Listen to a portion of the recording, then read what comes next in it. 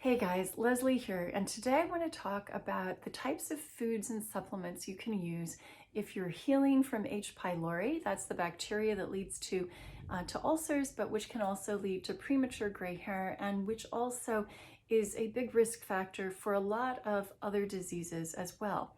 So I've talked about all of those in other videos. I'm not going to go into depth there, but I just want to focus on some of the things you can do to heal the gut, as well as make sure you keep the H. pylori colonies knocked back. So H. pylori will cause an infection. If you have an overgrowth, it causes inflammation in the lining of the gut. So one of the things that you could do is take foods and supplements that have an anti-inflammatory effect, and that would be something like a wild Alaskan salmon, which has omega-3s in it. So anything that has high omega-3 content, which is going to be fish oil, the fatty, oily fishes like mackerel, anchovies, sardines, these would all be good choices in order to not only get nutrition in, but also to have an anti-inflammatory effect. Spices like turmeric also have an anti-inflammatory effect, and you can take that as a tea as well. Other things that would be good would be anything with sulforaphane, like cabbage, broccoli, cauliflower. There are people who have cabbage juice. That's the reason that they do it, because of the high sulforaphane content. Broccoli sprouts are fantastic. Watercress, kale, bok choy, all have sulforaphane.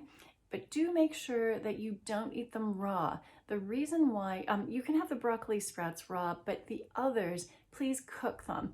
And the reason why is because they are high in oxalates.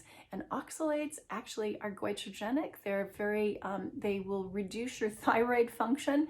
That's not good either. So what you want to do is say, boil your broccoli, throw away the water, which will contain all the oxalates, and eat the broccoli. If you want to put kale into a smoothie, boil it first, then dump it into your smoothie.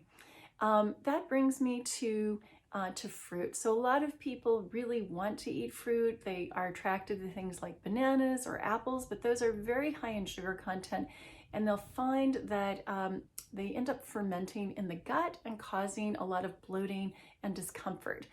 The fruits that are actually very good for keeping the colonies of H. pylori down are the berries. They're low glycemic index, but they also have the right kind of fiber to preferentially feed the good colonies that can help outcompete the colonies of H. pylori.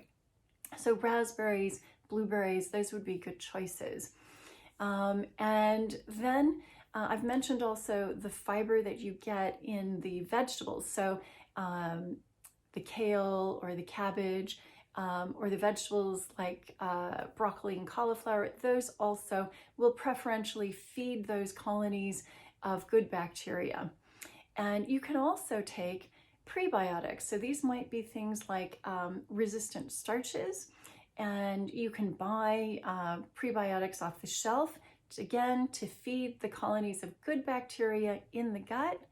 And these might be these are very easy to find at your local health food store. But again, a resistant starch like cooled, boiled rice, and you can reheat that.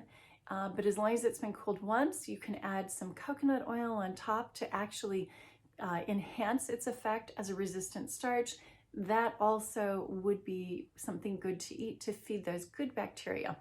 Finally, a lot of people want to have probiotics. They want to reintroduce good bacteria again, because the protocol for knocking back the H. pylori colonies is, of course, antibiotics. So you want to replenish the good bacteria, and that is fine. You can take capsules for that.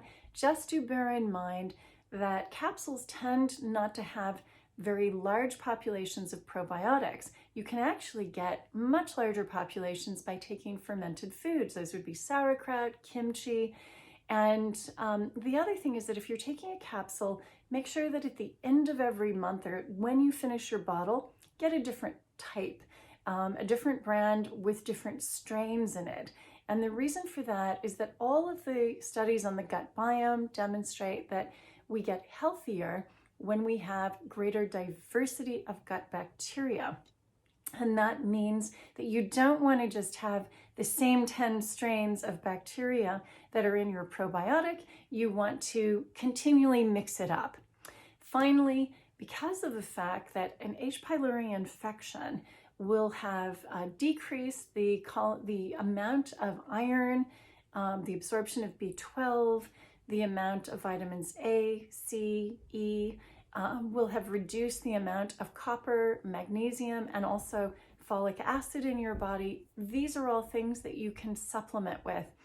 And look for those in foods, but also consider supplementing with those, because the body will be low in those just because of the H. pylori, the infection, and how it uses iron to grow and how it down regulates absorption of these other vitamins and minerals. So I hope that this video has been helpful. If you've got any questions, leave them in the comments below. I read and answer every single one. And equally, if you'd like to sign up for the Anti-Aging Tips newsletter, there's a link below. Thanks so much for watching. See you next time.